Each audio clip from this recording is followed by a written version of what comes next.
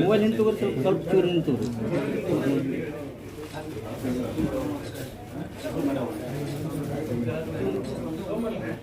Okay sir okay ಆಯ್ತಾ ಯಾರು ಸಮಾನ ಮಾಡೋರು ಬರ್ರಿ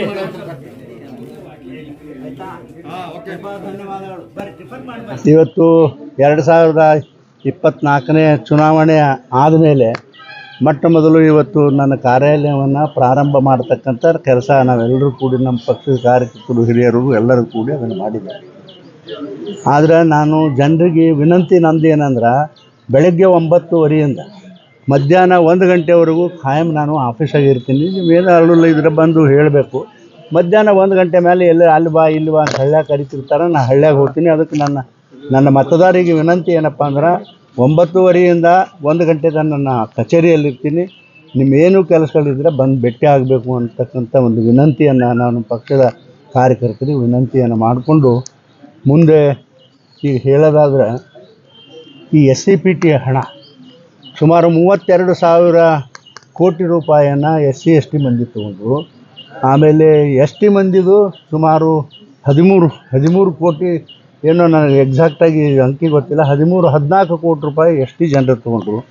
ನಾವು ಇದು ಯಾವತ್ತೂ ಇಡೀ ಇತಿಹಾಸ, ಕರ್ನಾಟಕ ರಾಜ್ಯದ ಇತಿಹಾಸದಲ್ಲಿ SCPT ಹಣ ದಲಿತರಿಗೆ ಮತ್ತು ಹಿಂದುಳಿದ STಗಳಿಗೆ ಸಿಗ್ತಕ್ಕಂಥ ಹಣ ಯಾರೂ ಮುಟ್ಟಿರಲಿಲ್ಲ. ಅದು ಯಾಕಂದ್ರೆ ಅದು ಅವಾಗೇನು ಹಣ ಇರ್ತಿದ್ದು ಪ್ರತಿ ವರ್ಷ ಅವ್ರವ್ರು ಇವೆಲ್ಲ ಅವ್ರವ್ರ ಅಭಿವೃದ್ಧಿಗೆ ಕೊಡ್ತಿದ್ರು. ನಾನು MP ಇದ್ದ, ನನಗೂ ಪ್ರತಿ ವರ್ಷ ಒಂದು 5 ಕೋಟಿ ರೊಕ್ಕ SCPT ಅಮೌಂಟ್ ನನಗೆ ಕೊಡ್ತಿದ್ರು. ನಾನು ಬಡವ್ರು ಯಾರ್ಯಾರು ಇರ್ತಾರೆ ನನ್ನ ಕ್ಷೇತ್ರದಾಗ ಬೋರ್ ಬೇಕು ಅದು ಬೇಕಂದವ್ರಿಗೆ ನಾನು ಮಾಡ್ತಿದ್ದ.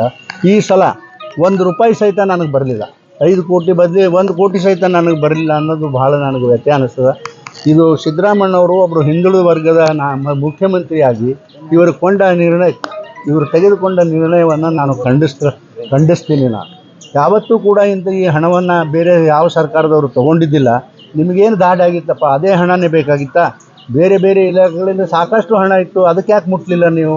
ಹೋಗಿ ಅದನ್ನು ನೋಡಿರಿ, ಶೆಡ್ಯೂಲ್ ಕಾಸ್ಟ್ ಮಂತ್ರಿನೇ ನಮ್ಮ ಮಾದೇವಪ್ಪದ. ಆ ಮಾದೇವಪ್ಪ ಪ್ರೊಟೆಸ್ಟ್ ಮಾಡ್ತಕ್ಕಂಥ ಕೆಲಸ ಮಾಡಬೇಕಿತ್ತು. ಇಂಥ ಅವಕಾಶ ಬಂದಾಗ ಹಿಂದೆ ನಾನು ಮಂತ್ರಿಮಂಡಲದಲ್ಲಿದ್ದಾಗ ರಾಜೀನಾಮೆ ಕೊಟ್ಟು ನಾವು ಹೊರಗೆ ಹೊಂಟಿದ್ದೆ. JH ಪಟೇಲರು ಅದು ಸರಿಯಲ್ಲ, ಕೂತ್ಕೊ ಅಂಥೇಳಿ ಬೆದರಿಸೋ ಮೇಲೆ ನಾನು ಕೂತಿದ್ದೀನಿ. ಯಾಕಂದರೆ ನಾವು ಹಠ ಮಾಡಿಲ್ಲ ಅಂತಂದ್ರೆ ಇವು ಯಾವೂ ಉಳಿಯೋದಿಲ್ಲ. ಈಗ ನಾಳೆ ಈ ರಿಸರ್ವೇಷನ್ ಪ್ರಶ್ನೆ ಬರ್ತದೆ.